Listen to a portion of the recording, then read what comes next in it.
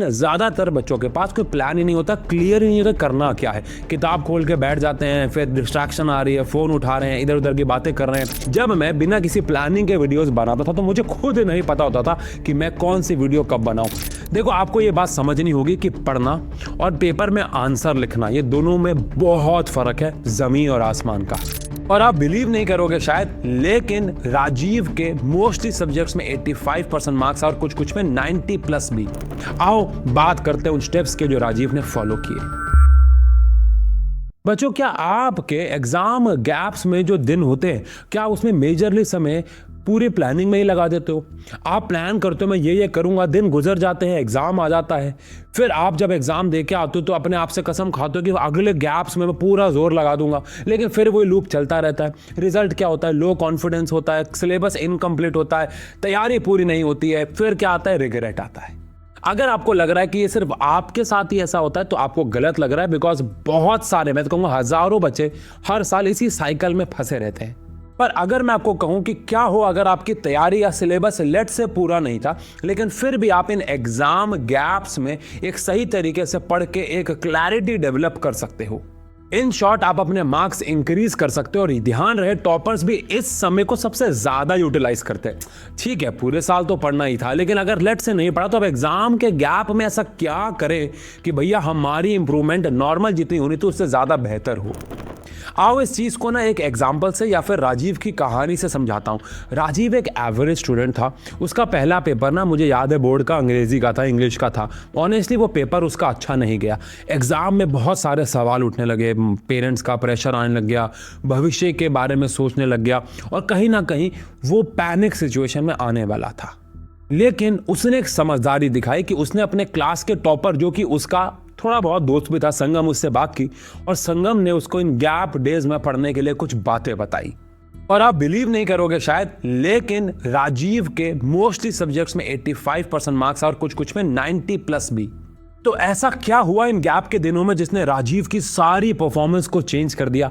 आओ समझते हैं इस वीडियो में। लेकिन वीडियो को स्टार्ट करने से पहले एक छोटा सा काम करते हैं। जल्दी से बताओ कि आपके एग्जाम कब से शुरू हो रहे हैं और हर एक पेपर में एवरेजली कितना गैप है। कमेंट सेक्शन में बताओ अभी के अभी। अब स्टेप्स पे आने से पहले एक इंपॉर्टेंट बात समझते हैं। बहुत सारे बच्चों को लगता है कि इन गैप डेज का मतलब होता है ज्यादा मेहनत करना, बट एक्चुअली एक टॉपर के लिए इन गैप डेज का मतलब होता है अपनी परफॉर्मेंस को बेटर करना, ना कि ज्यादा मेहनत करना, हार्ड वर्क करना।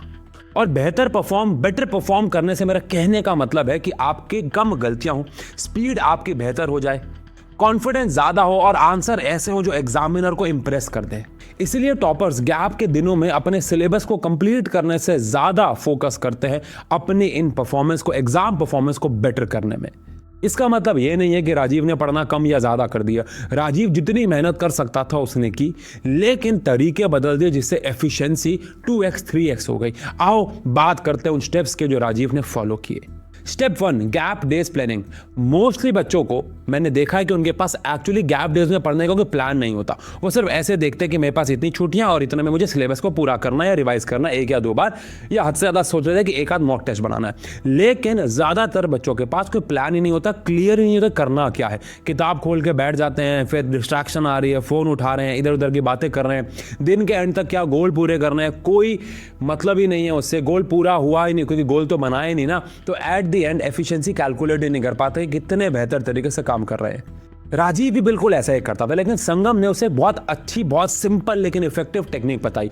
उसने कहा कि डे 1 पे आपको किताब खोल के नहीं बैठना है, पहले 30 मिनट एक नोटबुक निकालनी और प्लानिंग करनी है।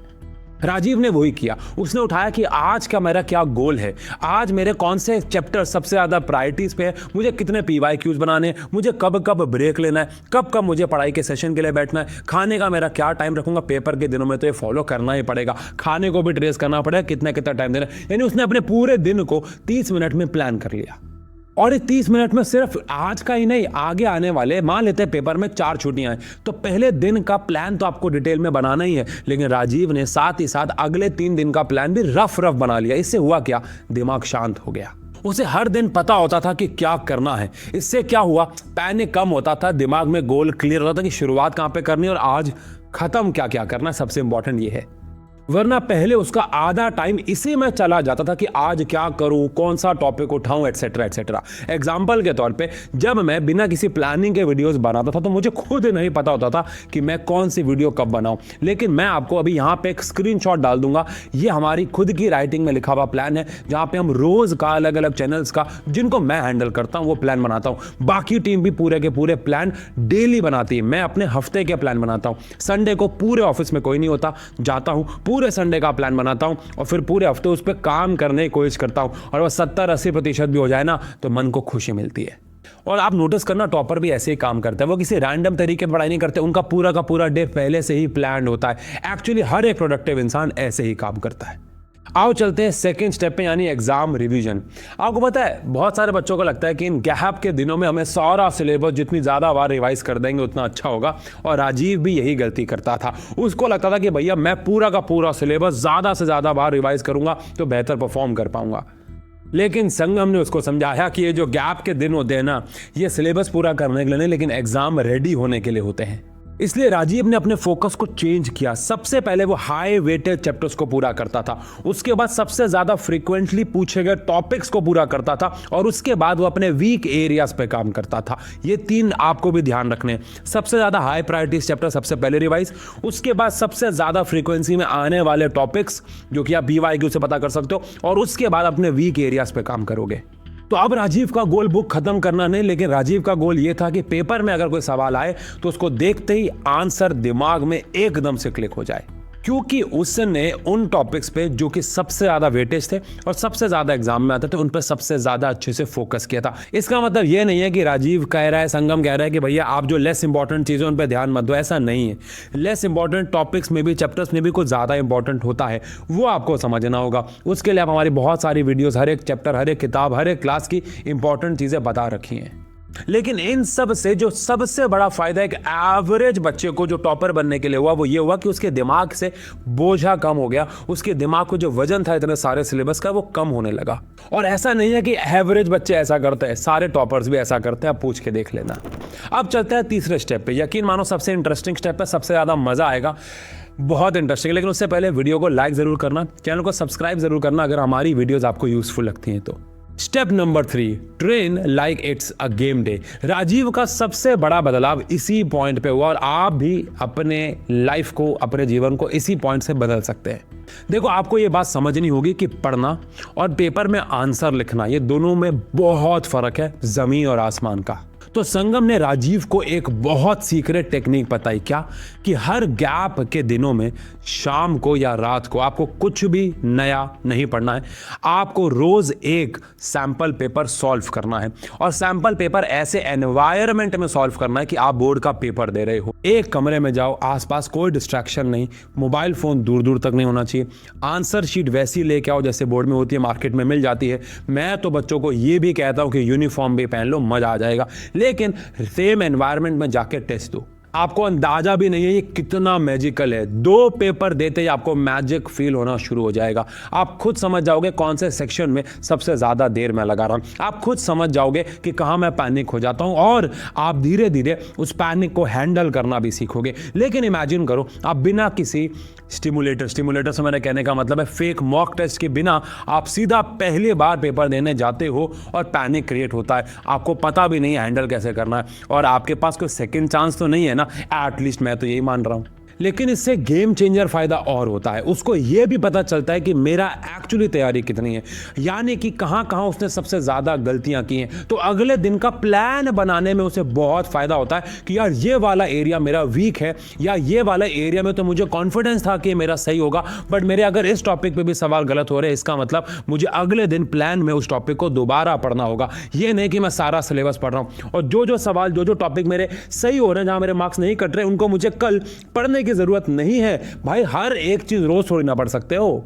हर दिन पेपर देके वीक पॉइंट को जज करना और अगले दिन उस पर काम करने से परफॉर्मेंस दिन पर दिन बेहतर होती गई। राजीव ने जब अपने मॉक टेस्ट चेक करे या करवाए तो उसने एक बात एनालाइज की कि उसको आंसर में लिखना क्या ये तो पता है, लेकिन कैसे वर्ड्स लिखने वो वहां पे लैक कर रहा है। तो अगली बार उसने जब पढ़ाई की प्रैक्टिस करना शुरू किया तो थ्योरी के वो चीजों को अंडरलाइन करके कलर्स में कोड करके अपने दिमाग में डाला कि मुझे अगली बार ये वर्ड्स लिखने जरूरी होंगे, और इससे उसके आंसर लिखने के तरीके, एफिशिएंसी दोनों इंप्रूव हुए। तो अगर आप भी इन एग्जाम डेज में मेहनत करने की बजाय स्मार्टली एनालिसिस के ऊपर काम करोगे, ऑनेस्टली काम करोगे, अपनी गलतियों को ऑनेस्टली ढूंढ लोगे, तो परफॉर्मेंस तो बढ़ेगी। आओ चलते हैं चौथे स्टेप पे, जो है स्मार्ट स्टडी ब्लॉक्स। अब बोर्ड एग्जाम का मतलब ये नहीं है कि आप दिन में 16-16 घंटे बिना किसी डायरेक्शन के काम करते रहो। मेहनत करना ज़रूरी है, लेकिन सही तरीके से। तो उसने अपने पूरे दिन को, राजीव ने अपने पूरे दिन को, जो कि मैं अपनी पिछली वीडियो में बता चुका हूँ, 3 ब्लॉक्स में डिवाइड किया, जिसमें उसने सबसे पहले सुबह वाले ब्लॉक, जहाँ पे वो सबसे ज़्यादा फ्रेश, एनर्जेटिक और फोकस्ड फील करता था, सबसे मुश्किल टॉपिक पे काम करना शुरू किया। नए सवाल बना के PYQ जो नए क्वेश्चन थे उसके लिए, उस पर काम करना शुरू किया। दोपहर के 3 घंटे के ब्लॉक में, ये 3 घंटे का ब्लॉक ज़्यादा कम भी हो सकता है, मैं रेफरेंस के लिए 3 घंटे ले रहा हूं, उसने सेल्फ प्रैक्टिस और आंसर कैसे लिखने, इस पे फोकस करना शुरू किया। और साथ ही साथ उसने इस गैप के, मतलब इस ब्लॉक के जस्ट बाद मॉक टेस्ट पेपर बनाए। और रात के गैप में उसने एनालिसिस, पूरा का पूरा समय एनालिसिस को दिया कि मैं क्या गलतियां कर रहा हूं जो मुझे एग्जाम में नहीं करनी है, और अगले दिन मुझे इन पे ध्यान देना होगा। तो इस वाले पार्ट पे सबसे ज़्यादा फोकस उसने किया। तो समराइज करूं तो सुबह उसने सबसे उठ के पहले फ्रेश टॉपिक्स किए, ज्यादा समय दिया उन टॉपिक्स को जो एकदम नए और मुश्किल है। दोपहर को उसने पुराने टॉपिक्स को रिवाइज किया, जिस पे उसने अभी गैप दिनों में मेहनत नहीं की थी, लेकिन उसको पता था कि उसका आता है। तो उन्हीं क्वेश्चंस, उन्हीं टॉपिक्स के ऊपर आंसर्स कैसे लिखने, उस पर ध्यान दिया। मॉक टेस्ट बनाया उस वाले स्लॉट के बाद, और रात वाले गैप में अपने मॉक टेस्ट को एनालाइज किया। और रात को सोने से पहले 1 घंटा सिर्फ और सिर्फ रिकॉल किया कि मैंने आज पूरा दिन में क्या क्या पढ़ा। एक बंद कमरे में आंख बंद करके, एक नोटबुक और एक पेन के साथ। मैं तो कहूँगा बिना नोटबुक और पेन के भी अगर आप एनालाइज कर पाओ तो वो और अच्छा है, लेकिन पूरे दिन क्या किया उसको रिकॉल करना। इसको एक्टिव रिकॉलिंग कहते हैं। लॉन्ग टर्म मेमोरी में चला जाएगा और उसके बाद सो गए, कोई फोन नहीं, कोई कुछ नहीं। आओ अब चलते हैं स्टेप नंबर 5, यानी काम is the super power. Rajiv ने गैप डेज में सबसे इंपॉर्टेंट चेंज क्या किया, उसको ऐसा लगता था कि रात भर लेट तक पढ़ना और सुबह जल्दी उठने से उसकी तैयारी अच्छी होगी, बट एक्चुअली वो पूरा दिन थका हुआ महसूस करता था, और एफिशिएंसी जो कि बॉडी की 90% होनी चाहिए थी, वो 50% पे आके गिर गई। फिर राजीव ने अपने रूटीन को चेंज किया उसके दोस्त की सलाह के बाद। उसने अपने पूरे दिन को, जैसा कि मैंने बताया, 3 ब्लॉक्स में तो बांटा, लेकिन साथ ही साथ बीच बीच में एक अच्छे ब्रेक दिए। फोन का यूज लिमिटेड कर दिया और डिस्ट्रैक्शंस को पेपरों के दिनों में एटलीस्ट हटा दिया। और स्पेशली रात को बिना किसी फोन चलाए, बिना किसी कोई मूवी कुछ भी देखे, 1 घंटा पहले रिकॉल करके सोता था। सबसे बड़ा चेंज जो राजीव ने किया वो है कंपैरिजन करना बंद किया। आज से पहले वो भाई सोचता रहता था कि भैया वो कितना पढ़ रहा होगा, उसने कितनी मेहनत कर ली होगी, लेकिन उसने ये कंपैरिजन बंद किया। उसने ये सोचना शुरू किया कि मेरी तैयारी कितनी चल रही है और मैं कल इसे और बेहतर कैसे करूंगा, और जो कल मेरा एग्जाम है उसके बाद जो अगला एग्जाम है मैं उसकी तैयारी कैसे करूंगा। सारा का सारा फोकस अपने आप पे लगाए, ना कि दूसरों से कंपैरिजन में। धीरे धीरे उसका दिमाग काम रहने लग गया, उसका कॉन्फिडेंस बढ़ना शुरू हुआ और ओवर थिंकिंग कम होने लगी। राजीव ने अपने आप को समझा लिया कि बोर्ड एग्जाम कोई एक छोटा मोटा पेपर नहीं है, ये एक्चुअली लाइफ का एक फेज है जो आपको बहुत कुछ सिखाता है। सबसे बड़ी बात ये सिखाता है कि एक एग्जाम देने के आने के बाद आप अपने आप को रीसेट मारते हो और दूसरे पेपर के लिए तैयारी शुरू कर देते हो बिल्कुल फ्रेश से। और ध्यान रखना, ये सिर्फ एक पेपर के लिए नहीं, असली रेस वो जीतता है जो हर एक पेपर में इसे फॉलो करता है और अपने इस रूटीन को तब तक फॉलो करके रखता है जब तक उसका आखिरी पेपर नहीं आ जाता।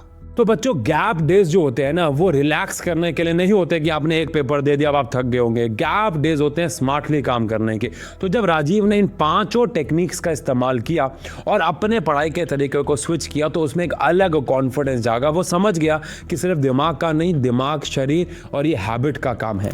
उसने अपने परफॉर्मेंस को धीरे धीरे बदलते हुए देखा, और आप भी इन 5 स्टेप्स को जब फॉलो करोगे, आप भी अपनी परफॉर्मेंस को धीरे धीरे बदलता हुआ देखोगे, और आप भी एवरेज स्टूडेंट की रेस से बाहर आके टॉपर्स की लिस्ट में आ सकते हो। एटलीस्ट अपनी परफॉर्मेंस को बेहतर तो कर सकते हो। आई होप आप इन 5 के 5 स्टेप्स को ऑनेस्टली फॉलो करोगे और अपने इन गैप डेज को एफिशिएंट बनाओगे। बाकी मिलते हैं ऐसी और वीडियोस में, तब तक के लिए लव यू।